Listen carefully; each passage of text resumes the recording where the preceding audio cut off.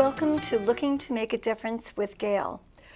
I am so honored today because I have Ron Alexenburg with me. And I have to tell you, the more that you hear about him, the more impressed you get. There's nothing this man can't do. Let me give you a little bit about his background. He's, of course, music record executive, marketing legend, president of Alexenburg Entertainment. He does so much for other people. And while he doesn't want to share all that, I'm going to try to get to the background of this man. We want to get into his character. We want to know how he's able to succeed, what he had to do along the way, and all the people that he met. I also want to ask him about people who want to succeed in the music business today. How different is it from years ago, or is it actually different at all? And we're going to meet Tina DeCara, who's going to sing her song, Free Spirit. And she is just that. And you are going to fall in love with her. Now, Ron Alexenburg was also the youngest vice president ever from Epic and Columbia Records. He parlayed $5 million into over $350 million.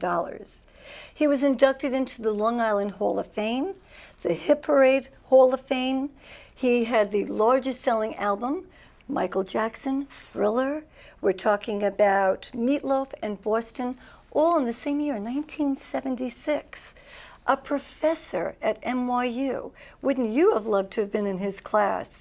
In addition to that, he had a TV show, Then and Now, an incredible show. Saw one with Tony Orlando, and I'll tell you, he's a great interviewer and interviewee. In addition to that, he also has helped people get platinum records. Now, some of the people that he's been involved with, I'm going to read some of the names, and there'll be many more, I'm sure, that he'll be able to share with us. We're talking about Chicago, talking about Heart, Dave Clark 5, Janis Joplin, Rupert Holmes, the Jackson 5, of course, Michael Jackson, Sly and the Family. I think he even helped pay for that wedding, if I'm not mistaken, and many more. Bangladesh with the Beatles. You know, in addition to that, he's a great humanitarian and a wonderful family man. Welcome.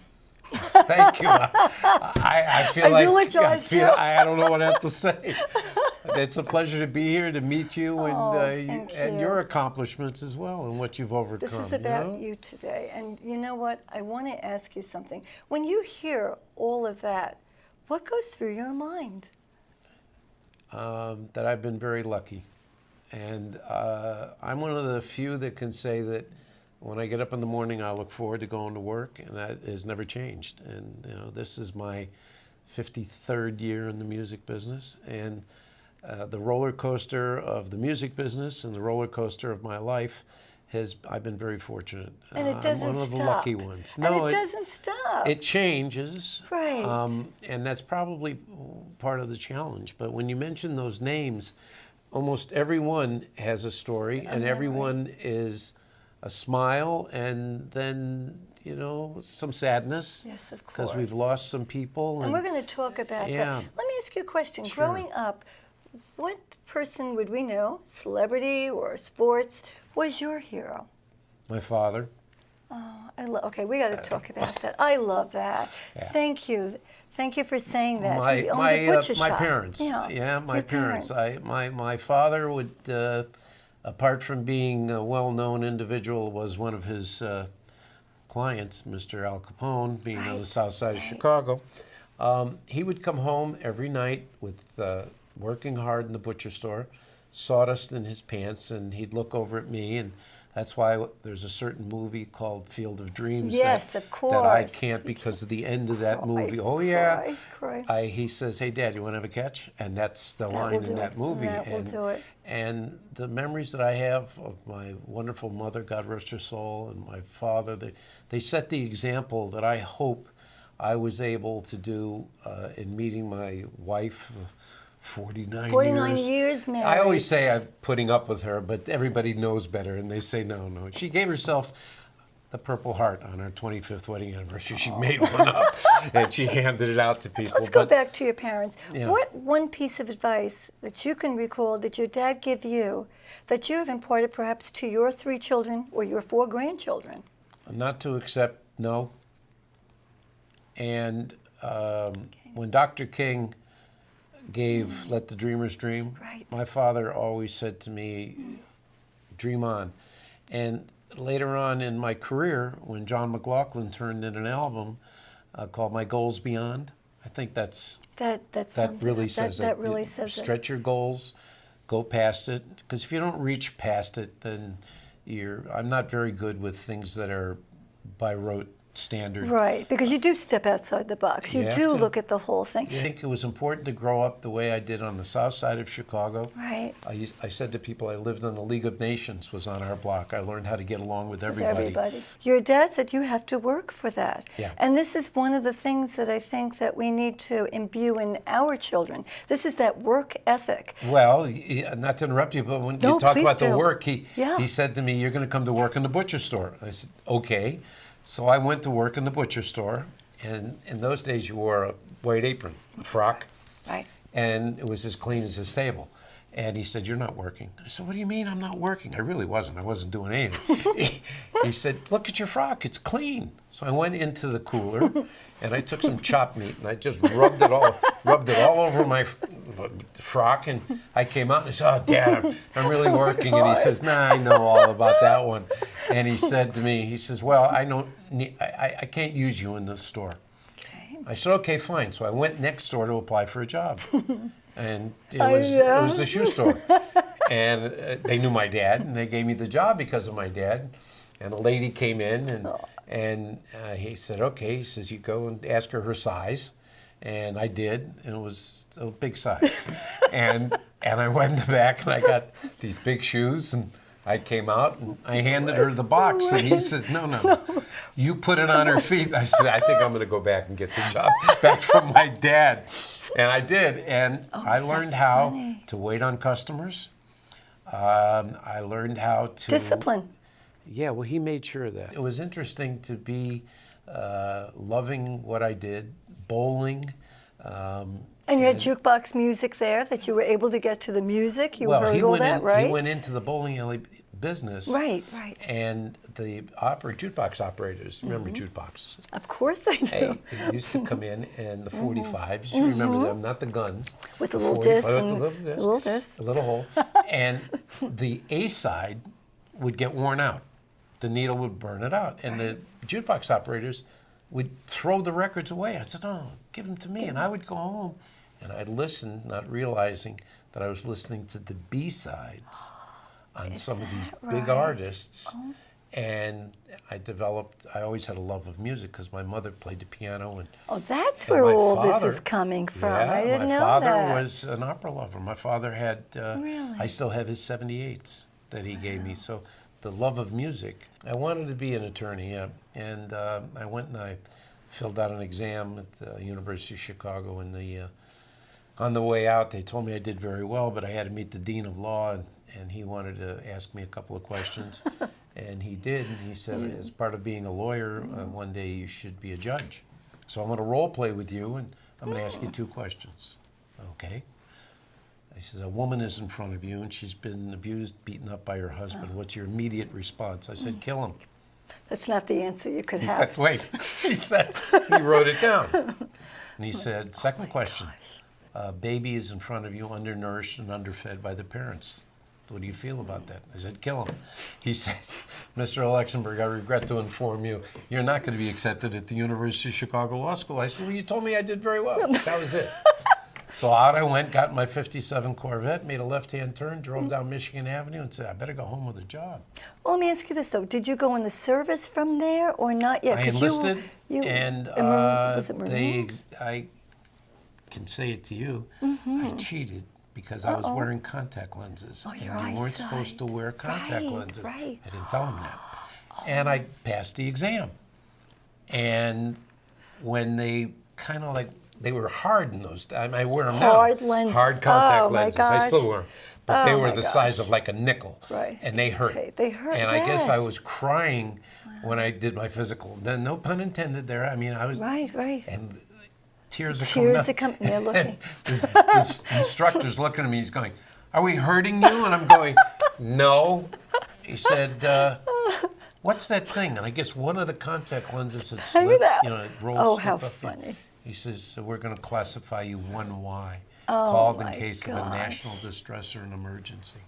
But they told me that they had already earmarked me that I was going to teach bowling. You know, I was going to Is that teach right? it as a teacher, you know. I understand that. Later And it's on in interesting. life. But you know what was interesting too is that you were 3 friends, and is that really a true story? Oh yeah, Where there one was picked 4 of us Marine- sitting. yeah, No, there was 4 4 of us people? sitting in a bowling alley. I can't get They over took this. Army, Air Force, Navy, Marines. They put it in a baseball hat. That's what you And they picked picked. out. What are you going? Oh, that's so Obviously, I funny. picked the Marines. All right, now we're going to have to talk about your delightful family. You said that you were married to Rochelle for 49 years. Correct. And you are romantic. I heard that TWA story, which is so beautiful. Well, you didn't hear how we met, though. It was a blind date. Well, first I thought you'd met on the phone. That's true.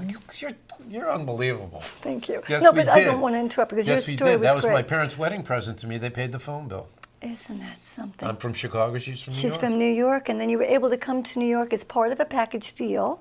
That was it. Was My love first at date first was sight? New Year's Eve, of all places. Isn't that fabulous? And we went to a place called Chez beautiful. Vito next to the Copacabana, which is no longer in existence. Remember Copacabana? And I didn't know that you were supposed to take care of the doorman, and Right. we had no reservations. And we sat down. We got there, and they said, "Okay, it'll be a couple of minutes." Well, 2 hours later, I was still sitting at the bar waiting for a table. Oh, no. And this very attractive lady came over, and she said, "Are you kids still waiting for your table?" I said, "Yeah." So she obviously owned it. We didn't know that. Oh. She sat us down, and I had $100 in my pocket that was given to me by my boss in Chicago, Lenny Garmisa, the first place that I ever worked in the record business, Garmisa Distributing.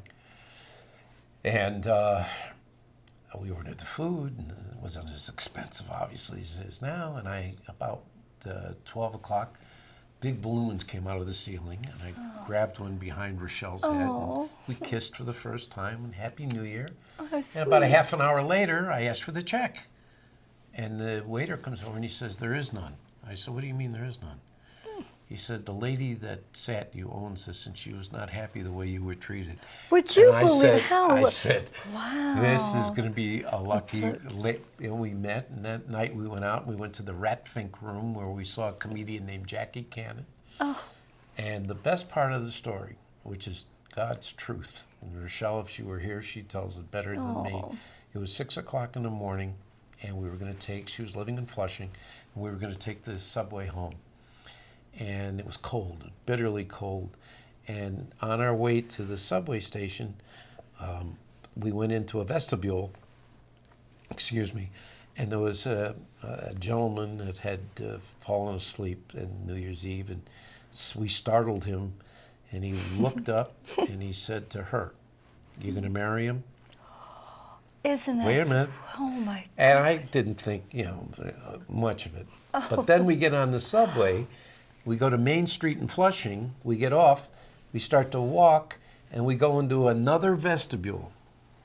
Now, I couldn't make this story up. No. And there's a person sleeping there again, and we startled that person, and he looks up and he says, "You're going to marry him?" And I said to Rochelle, "Did you plant both those people?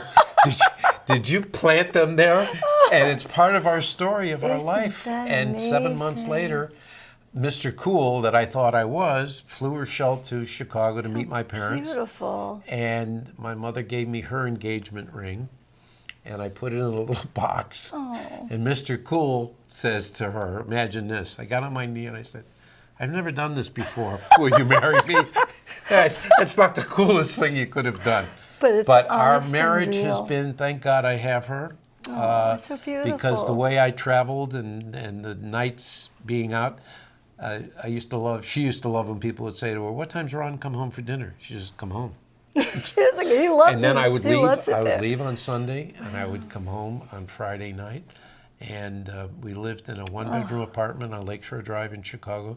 thanks to my dear friend Jim Scully, who was at Columbia before I was, and we've maintained our relationship. But Rochelle is just, That's beautiful. Ron, it's a that great is so story. beautiful. And she loves music, and she shares sometimes the setbacks Of course. that artists have when you dream and hope and they don't handle And that's part of your themselves the way they success. should. We're talking about today how somebody can be as successful and have the character that you have, and that's part of it. To have somebody in your life who understands, who gets it, Oh, I don't think I could encourages have gone by you. myself. Now we're going to go to Black Rock. Sure. I mean, that's a building that 1985, I believe it was built. It's granite. And for you, it was just an extraordinary experience. Just of when a you say staff. that, my mind You go is- right back oh, yeah. to it. I'm hoping I'm bringing back all these wonderful memories for you. I mean, when my very first office, you had no window. Oh. And I was a director. I was a manager. So you had no window. And then I became a director, so you got a window with 2 plants. This is the way they set up the building. Okay. I've arrived. Oh yeah. And here I was, the head of promotion of the biggest record company in the world, and the stereo was terrible. And it was made by Masterworks, which was my CBS product. Right. So I go across the street to Sam Goody. I walk in there and I get the best audio equipment they had for sale. Right. Well, I had my CBS card, and I said, "Well, you bill CBS." They delivered it the next day. They hooked it up. I was in heaven. I had the greatest stereo. The next morning when I came to work, it was gone because I didn't get a purchase order. You didn't get And, permission. so I picked up the phone and I called Clive Davis, Who's my still a very dear good friend of yours. And, yes, he is. Yes. And I said, "Don't you want me to have the best equipment and listen to music?" And he goes, "What's the matter?" "Sure." I said, "Well, then you have to tell him to okay my stuff." Barbara Streisand comes in and hears the stereo, and she goes down to Clive's office and says, "Ron's got a better stereo than you." Well, that didn't last long. He said, "I must know. What does he have?" Marantz amplifier, KLH speakers, and Remember they the installed it in Marantz his amplifiers? office. Oh, how and she funny. wanted it. She wanted it But too. you Oh, you how talk about funny. Black Rock when the night the lights went out in New York City. I know about that. That's a Yeah. classic story Oh, yeah. because my dear friend, God rest his soul, Steve Popovich, who was my head of A&R, had a big tape, and I had a 10-inch reel machine, one of the few in the building. And he gave me the tape, and he said he's living in Freehold, New Jersey. He's driving home. It's a Friday night, and he says, "When I get home, I'm going to call you. Please listen and tell me what you think." I put it on, and he calls me, and he said, "Ron, what do you think?" And I said, "Steve, this is the most powerful album I've ever heard." He said, "What are you talking about?" I said, "Just blew out the lights in New York." It was the Bat Out of Hell album, the Meatloaf album. Like a Meatloaf. bat out Oh, my God. and everything went black. Oh my God. And that night, it was, I don't know where you were, but anybody that has an experience, unfortunately, Oh, my they God. remember No JFK's elevation, death, they right. remember 9/11. Right. They also, And you as a New remember Yorker, that. remember when the Right. lights went out. Absolutely. And I told that to Mr. Loaf, as we called him.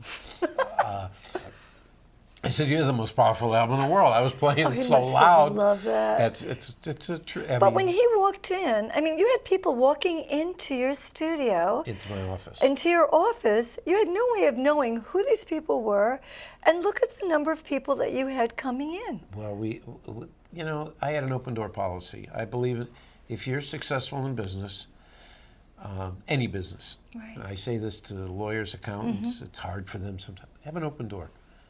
And I used to have a wonderful, I just developed it. I think Clive may have taught this to me. Okay.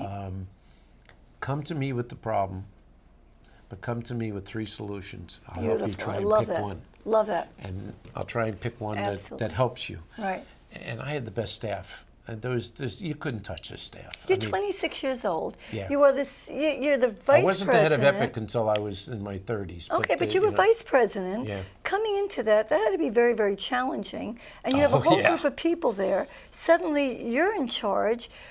They The didn't like dynamics, it. A that lot of would people be- didn't like it. Columbia was okay because I came from Columbia and I was at Columbia. Right. But when I went from Columbia to Epic. which was one floor, 13th floor. right, 12th floor, 13th floor, Clive said to me, he says, listen, you can stay at Columbia and you'll probably end up being president of this company, but I really need you at Epic. Right. And see, people don't realize that Epic was also owned by CBS Records. right, right.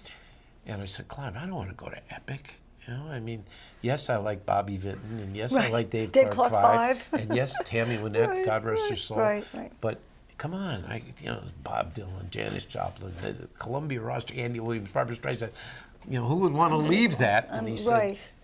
you'll make a name for yourself if it He works. saw it. He knew. He knew. had that vibe. He saw it. Well, Gail, I got in the elevator. The word got out throughout the building. I got off the elevator and I got one of these from people. Oh, uh-oh. And I'm going, wait, did I just make a mistake? Did I? Where am I? So what I did, I called everybody into the conference room. This is Friday. And I said, listen, some of you felt that you should have this job. I've been given this job. I've taken this job. And I hope you all show up Monday morning ready to be part of a team, because I'm a Family, team player. yeah. If not, I'm sure there'll be a package. That's what they say in the Right, building. right. There'll be a- Right. pay you up. And I have to say that I was very lucky that they all stayed. Isn't that And a couple lovely? people left and we replaced them. Okay. Made some changes.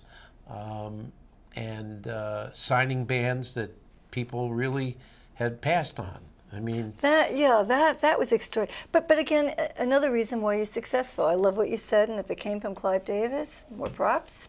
But the fact that you listen to people, and you do listen, that's so key. And come up with viable solutions. if you don't, you're in yeah. trouble. Yeah, if you I don't. mean, see, you're a teacher. I was an educator, yes. Yeah. One of the, I took on this adjunct professor at NYU. NYU, God. And I swear that I learned more from the students I than was they just going learned to ask from you, me. what's one thing that you could share with us that you learned, and then we have Well, to I go to was the Warwick pretty- Hotel. I was pretty slick. No, you're gonna start on that. Yeah, I am. I was pretty slick by bringing in guest speakers into my Oh. class. So when you bring in, Mike Love of the Beach Boys, Right, right. and the students go home and go, that class is the coolest. That professor, and they were Most asking him all popular questions, and person I'm just ever. sitting there writing, But that final exam had to be tough. But it was marketing that they wanted, Right, and the yeah. Beach Boys. I mean, you talk about marketing. They were, they were terrific at what they did, and we brought in other artists, and So you need the marketing. That's another thing. In order for somebody to be successful, how will they be successful unless they get the word out there? You did that with the Beach Boys too, even to start with. When you hear California Dreaming, you must be. I wasn't involved in incredible. California Dream. I was involved in the remake of Sly Hot Fun in the Summertime, which was fun. And yes, you are right. We did pay for his wedding. Yeah, that was one of the mentioned most that before we exciting came on nights camera. ever in business. To see 26 people Waldorf on stage, Astoria and- at Madison Square Garden, all dressed in white. And of course, the night before, when the general manager of the Plaza Hotel called me and said, Ron, we got a little problem. Well, what's that? Well, I okayed the rental of the Hammond B3 organ for Sylvester Stewart's room, but I didn't know that the reason he wanted 8 adjoining rooms is that's where they were going to rehearse. Oh my gosh.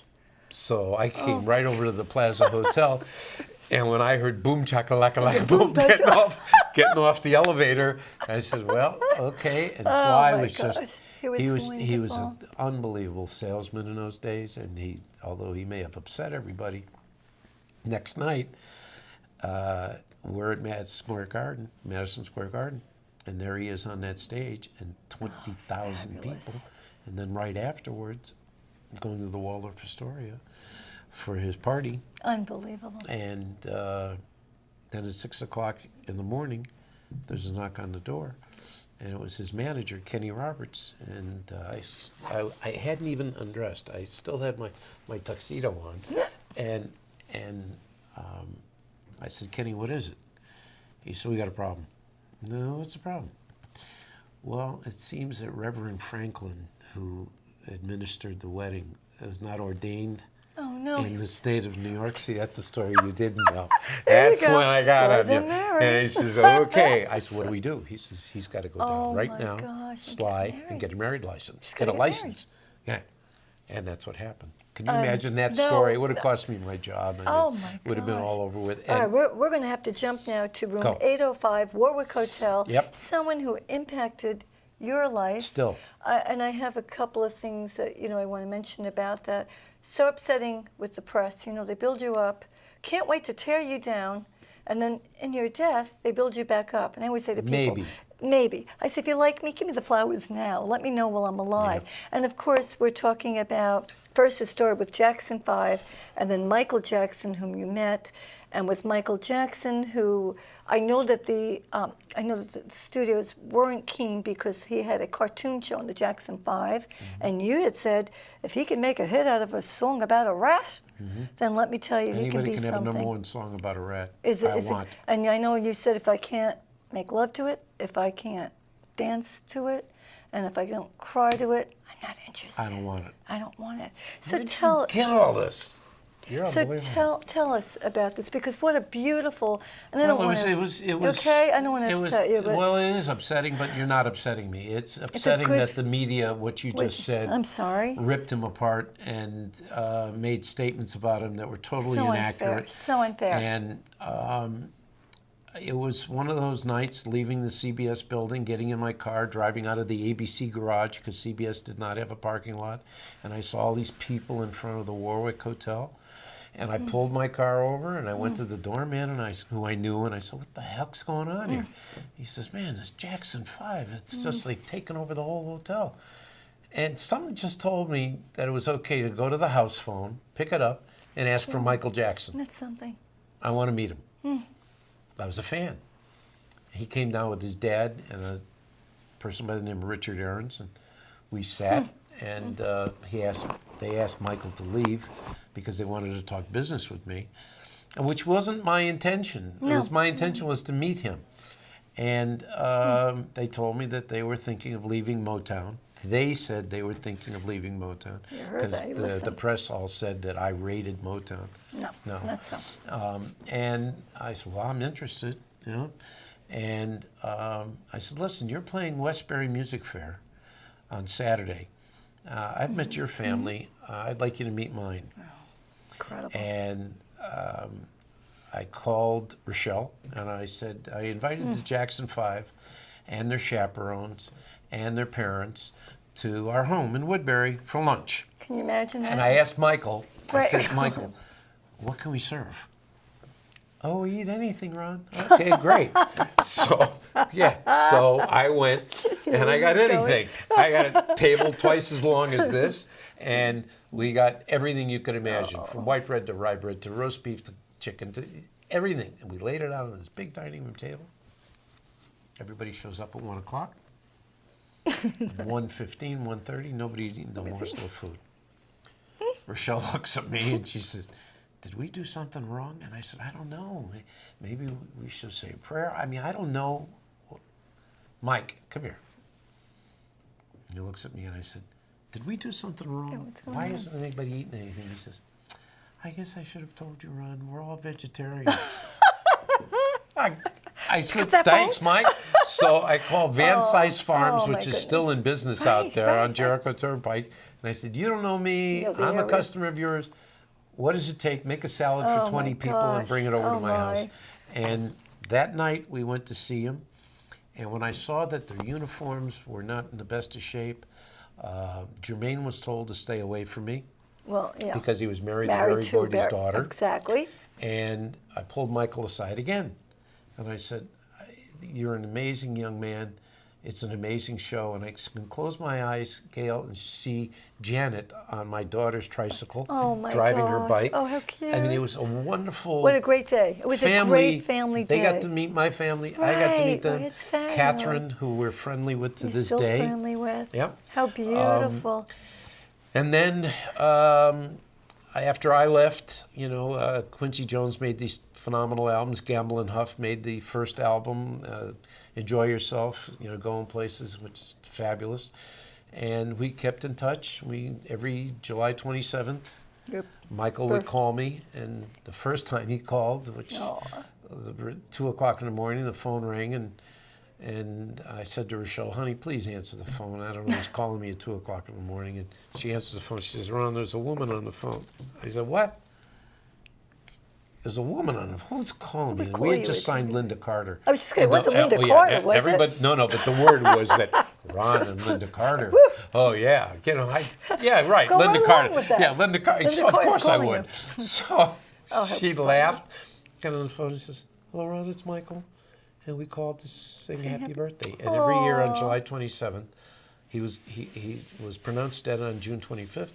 And that first July 27th, I'd be honest with you, I sat and I knew the phone wasn't going to ring.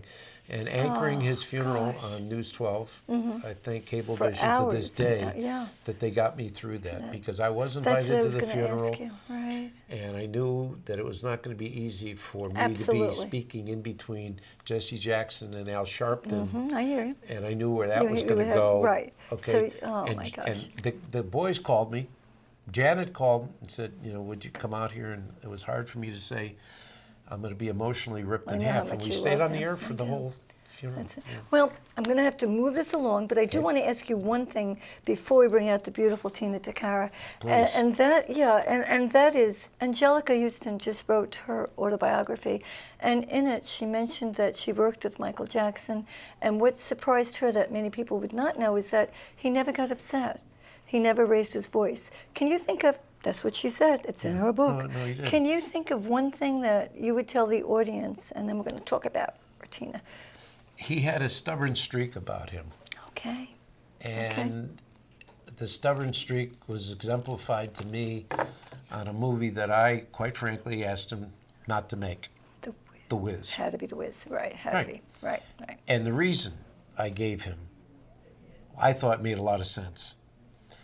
In those days, if you remember, I said, the world is not ready to accept a black Dorothy. Got it. He didn't get it. He wouldn't understand that. He didn't get it. And we went to Astoria Studios where they filmed the movie. Yes, I do my shows there, yeah. Yeah, and extra work. I sat next to George Kaufman, who built it, and I'm looking and I'm going, and Quincy did the album. But, you know, when I can get my book out and talk about Michael, and we will. I talk about him in such a that. positive way, because you can't work with too many icons, and you're about to We're going meet to talk somebody about Tina, who's coming on right now. Going to be successful, I believe, for many reasons, apart from being raised properly. Well, when you have your book come out, you know, from the warehouse to the penthouse, from the warehouse to the penthouse. Don't change the title of my book. When you have that come out, I would love it if you came back. But let me let you introduce Tina DeCara. Sure. So we'll be right back. Okay, great.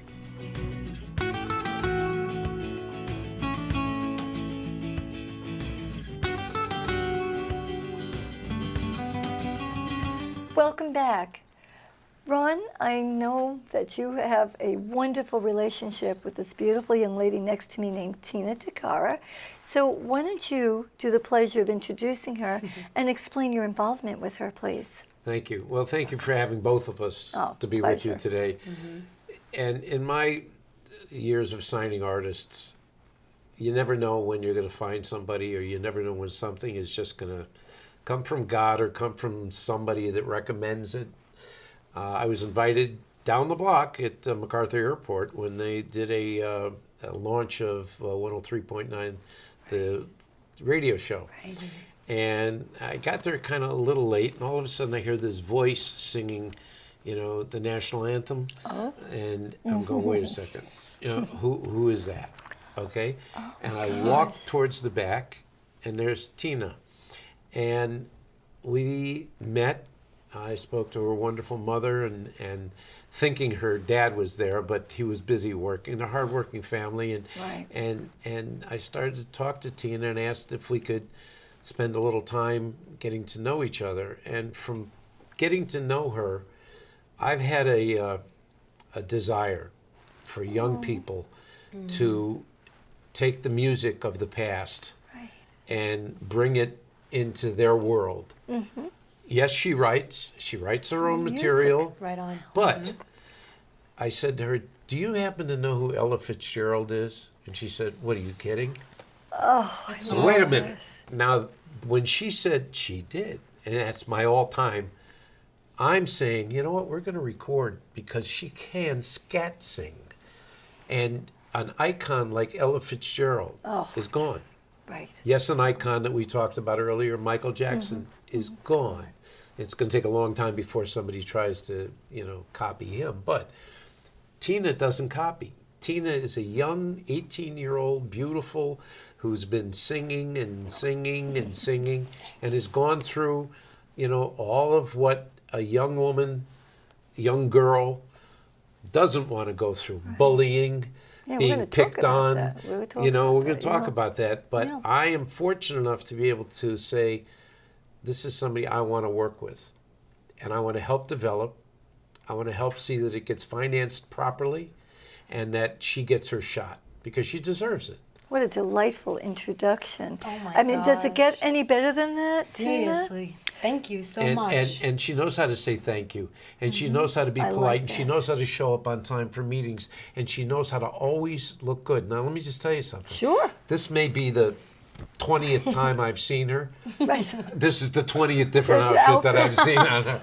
But it's always with a smile, and it's always, just to add one little thing, Oh, please. my Can- as my much as you family want. has always been part of. I play music for them. What do you think?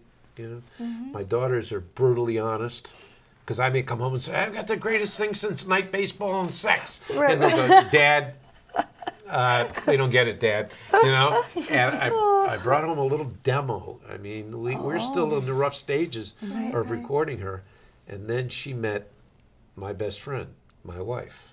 And now my wife is saying Is to she a me, big fan? "Oh, big fan, That's forget it? about it." That's it? She's going, "What's going on with Tina? Tina, are you going to see Tina today? You going to go see Tina? Maybe I should come see Tina." I'm so You sorry. could talk about She it. should have come That's to it. beyond true. Now, Yeah. I'll tell you how I met Tina. As far as hearing her sing the other night, I did a red carpet event for a very good friend of mine, Angel Huertas, fabulous author. He talks about getting out of gangs and now devoting his life to helping others. Talk about all of us looking to make a difference. And Tina was there with a couple of Oh, her yeah. friends, Noelle, we had a great time. It was excellent. And you are able to sing. So Tina got up there, and no one else had ever heard Tina sing. Well, she brought down the house run, and then she went back and sang again. The first time they were saying, "What's her name?" By the time she finished, it was Tina DeCara, Tina DeCara. It was all of it. They were. I'm still hearing so much about it. And you did some scatting. You had pop, you had rock, and you had jazz. And did you ever take that and? But you know what else? And Tina, you must feel like that we're talking about you. And we're going to speak with you in a moment. Yeah. But Tina, you also had something that many young 18-year-olds don't have. When they're in front of such a large group, you had poise. You had presence, and you had eye contact. Very important in anything that you do, that your audience relates and likes you. They loved you. Oh, gosh. Thank you. No, we want to thank you because boy. you would have been so proud. You should have come. You would have had a good time. I And didn't you- get invited. Oh, next time I we would've will. been there. But you were amazing. So let's talk about this little girl who's 3 years old who has a straw in her mouth and doesn't stop singing. All right, Where let's did- talk about it. Yeah, where does that come from? Well, I suppose as a child I would run around my house singing and nonstop singing, playing with pots and pans and making pretend I was a drummer. It was crazy, and I'm still doing that today. And yeah. you even said to me, because I interviewed you on the red carpet, and you even made a comment with, "I have to do this." And then I spoke with your mom a little bit, and she said she really wanted to sing. And I loved it. She said, in the car all the way, "I think I'll let me sing. Could I sing?" Yeah. You have to do it. And that's when you know, right, Ron, that you've got something special here. You have to do it. Right. You live for this. But let's talk about, now you are 18. You started a few years ago. Apparently a teacher in school heard and said you have a jazzy tone to your voice. Yes. Tell us a little bit about Well, that, please. that happened. I was 14 years old, and I was singing in chorus. And my teacher one day hears me singing, and she goes, "Hey, you kid, you need to look up Ella Fitzgerald. Look her up." So I went Isn't home, that something? looked her up, fell in love, and didn't stop singing jazz music ever since 9th grade. Isn't that amazing? And here I am trying to say, maybe she'll think there's this old man, there's something wrong with me. You know, when I say to her, Do you know? do you know who Alfred? Because I really do believe that the icons of the past need to be brought into the young people. When she said it to me, I said, Oh, I'm what yours. a great feeling. And she's going to do it. We're going to record. She'll do it. You know, it's up to her to pick the songs that she best feels. But you can ask her to sing, you know, Anything, the phone book, anything, right? and she'd do it right now. Well, I would. Ron, what do you think of, and because you're working together, we're talking about young people getting a start. We have 22, 23 studios on Long Island, so there's so much places that they could get a start. And even something like this where we give somebody a chance the last few minutes, and yet we find that many of them are so discouraged, lack the confidence today Big time. that from years ago. How do you feel about shows that encourage this? She's looking at me because she knows And I how don't do want her you- to do any of the television shows. Okay. Okay, I don't want her to do any of them. I won't mention the artist is a young man from Seaford who just went through this whole roller coaster Right. of winning and now sits there Nothing.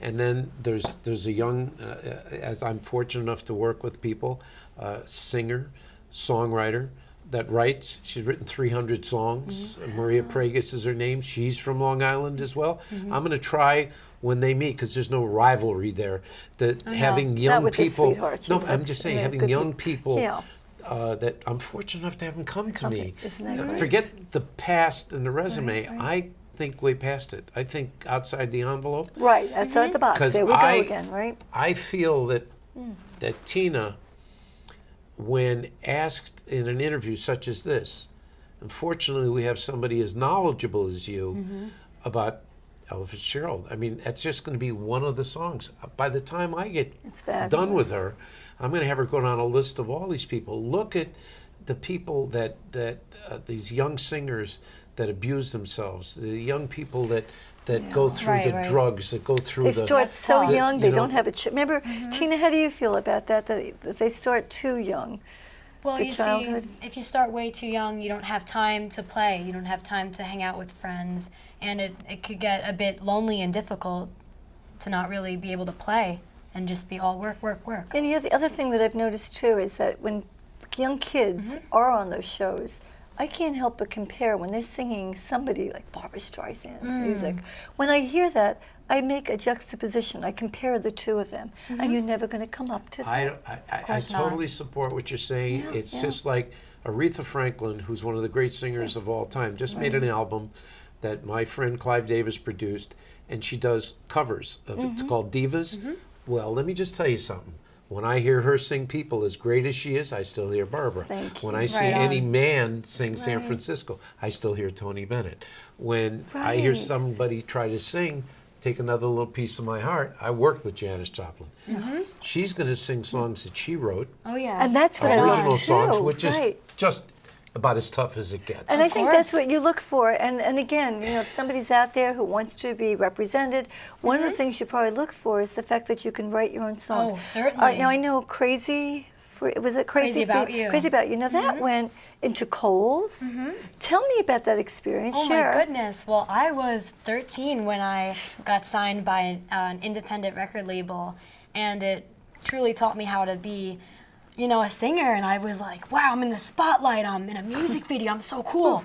I'm gonna dye my hair red, and it was a great experience. And you did dye your Oh, hair yeah. red. I saw the pictures. Yeah, it was a great experience. But now I realize it's time to grow up and Okay. be real to myself and be a true artist. So let's talk a little bit about that, because many people have this idea that it's just so glamorous. Oh, yeah. And I know that there's an actual regimen to it. Even as a teacher, I had to be in bed at a certain hour, had to be prepared for my classes.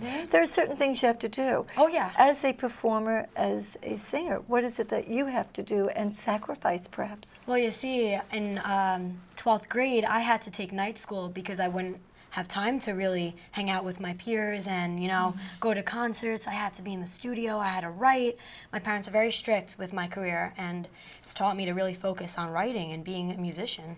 And what about eating properly, Oh, yeah. sleeping? Tell me a little bit about that. For my vocals, I like soup, I like tea. I can't really have a lot see of that. milk, so I have almond milk. So even something like that, and and exercise and training. Right. So what would a day be like for you? Give me an example where you might be in the studio and then what you're doing afterwards. All right, well, I get up, brush my teeth, I'll have tea. She's 18. Honey. And you know what? And that's a beautiful thing. You know I feel that way. Oh yeah, I'll have tea, honey, and really, I can't scream. I can't hang out with my friends Good, a lot good. because Okay.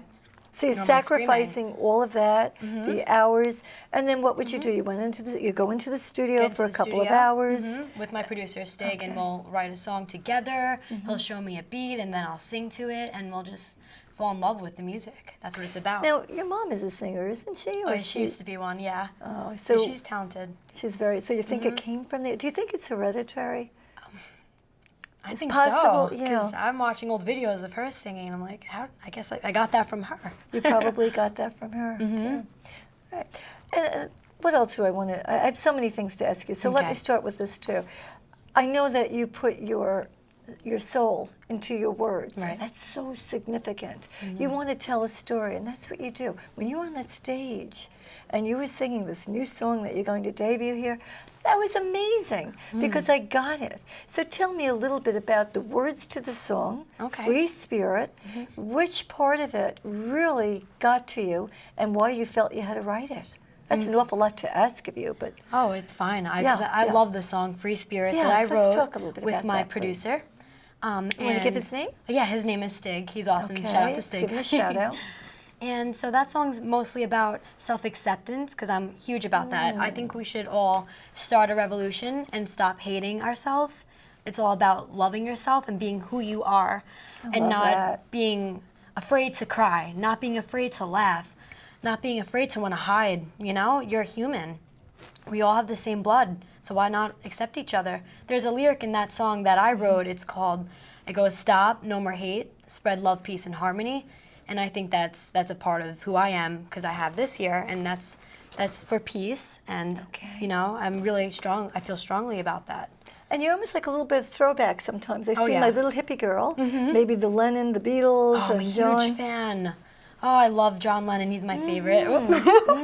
Yeah. No, that's fine. And because of his messages of peace. Yes, and Yeah. love. Let's talk a little bit about your fashion too. We have to get that out Oh, there sure. because Ron has said that he's seen you 20 times. He had 20 different outfits, but it's retro, it's vintage. You and your mom go shopping for this Oh yeah, in the or city. I'll just go shopping in a thrift shop and I'll find this wonderful, nice jacket thingy. This is gorgeous. Thank you. And do you think because you are unique in that, do you think that maybe that was why you were a little bit bullied? Yeah, certainly, yeah. Let's talk a little bit about that because that's, you know, it's an issue that's been around for many, many years. And some people bullied more than others. But Right. I think that sometimes, because we are so creative, and I think in our own ways, all of us, whether I'm making up a lesson plan, designing a room, fashion, that's creativity. You're making up music, the way that you dress, your style.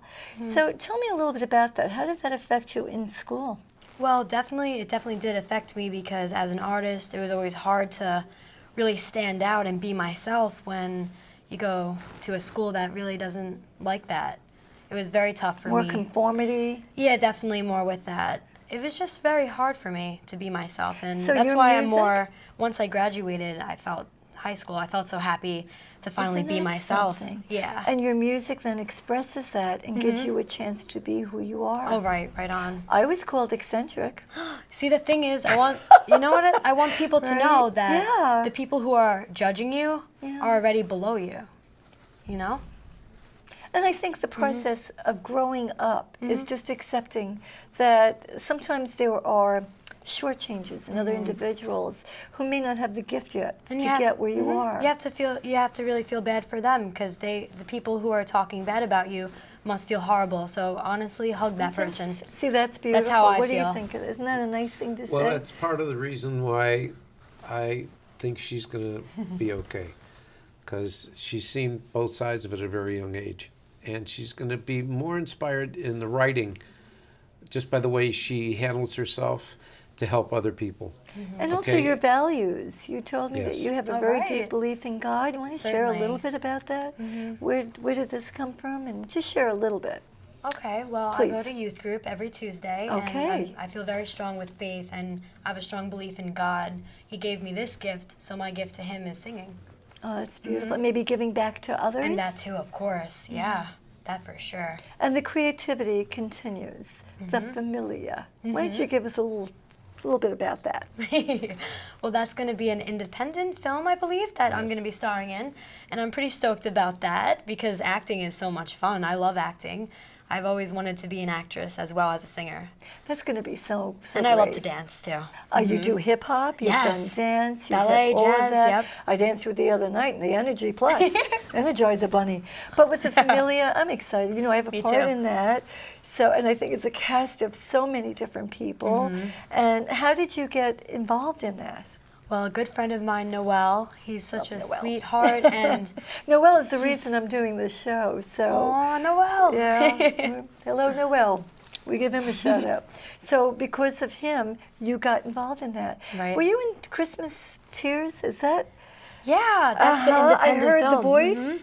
I sang Silent Night in that. It was so magnificent, and I hope the two of you are going to definitely be there. The red carpet, Of course. December 6th. We're going to be doing it again. I won't be doing a red carpet. I'll be doing interviews though. Okay. And it's so beautifully done, and your voice is magnificent. So, what else would you like to talk about? I want to talk about some of your causes, but what haven't I asked you yet that you'd say, Gail, I wish you had asked me that. I can't. You are so spot on with everything. You Well, truly are. You helped. Let's talk about your causes now. We Okay. talked a little bit about the bullying. That's so significant. I know that you help people with lymphoma. You help people with cancer. That's very much an issue that you wanted to be involved course. with. Tell me about animals. Where did this come from that you help? So my mom and I, we love animals. We're huge on animals, puppies. We like show my mom a dog, forget about it. She's got it, right? Yeah. So are you involved as far as preventing abuse to animals? Have Yes, you- I believe Good. that we have to be a voice for the voiceless. So I feel huge on So that. true, so true, Tina. And also with children, you want to take a stand on that. Oh, And you said definitely. one day you would even like to give a voice to children, maybe to help them in the field of creativity. Oh, yeah. All right, now we are going to hear that beautiful, magical song that did it for all of us the other evening. So, Tina, introduce it, and then we'll have you sing. Alrighty, you're gonna hear Free Spirit by Tina DeCara. Okay. All right.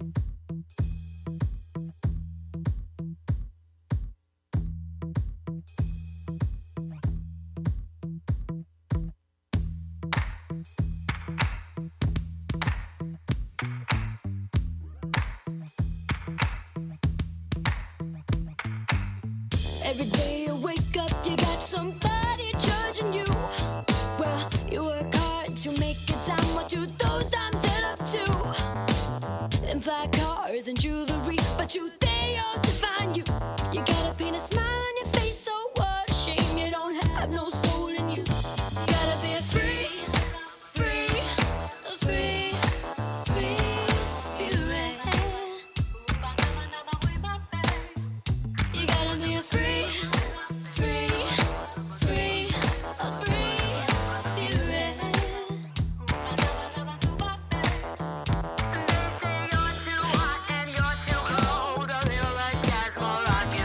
Then someone else like you need a hip hop flow. Just singing, that's all I know. Break free, fly away, you gotta break free, fly away, you better break free, fly away, you gotta break free, fly away, so break free, fly away, yeah, break free, fly away, yeah, break free, fly away.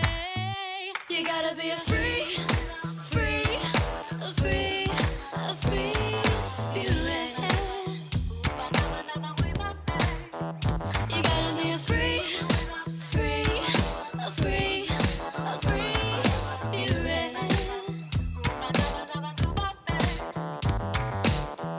Stop, no more hate, no more hate. Spread love, peace, and harmony. Stop, no more hate, no more hate. Spread love, peace, and harmony. Oh, I said, stop, no more hate, no more hate. Spread love, peace, and harmony.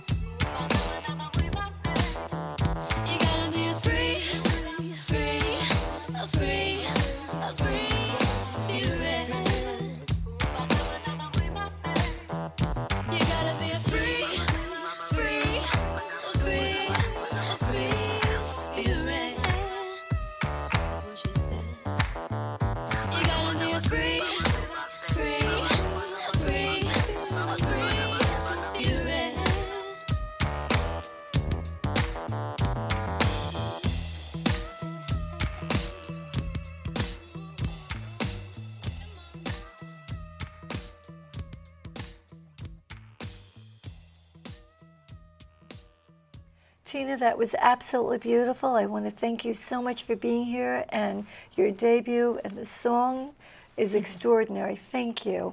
You're welcome. What can I say Well, here thank to you. Oh, You know, Ron. and to preview her song, you know, there's not that many places and people that would do that. So I compliment you and thank you. Pleasure. And you're there at the launch of this kid's career. I am so excited. And will you come back and share with me and Only if tell she about lets your me. book? Only Will if you she- let him come back with the Of book? course. Both come back. Well, I want to thank you so much. Thank you. Mwah. Free Thank spirit. you. Dooba-dabba-dabba-doo-bop-bay. And that's it for Looking to Make a Difference with Gail. See you soon. Dooba-dabba-dabba. Dooba-dabba-dabba.